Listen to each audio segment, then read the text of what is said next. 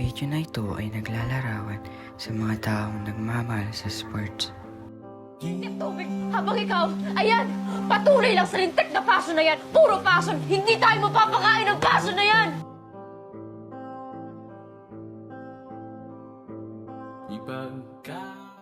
Hi, ako nga pala si Hanji, ang tawag sa akin ay Jay.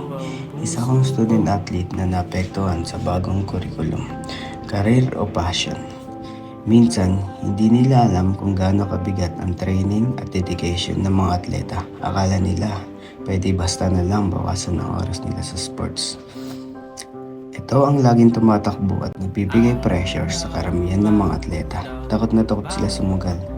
Ang ending, napipilitan sila pumili kung alin ang isasakripisyo nila na hindi naman dapat mangyari. Pero sa akin, depende talaga sa implementation ng curriculum. Mahirap to, pero sana mahanap sila ng paraan para mabalanse ang lahat.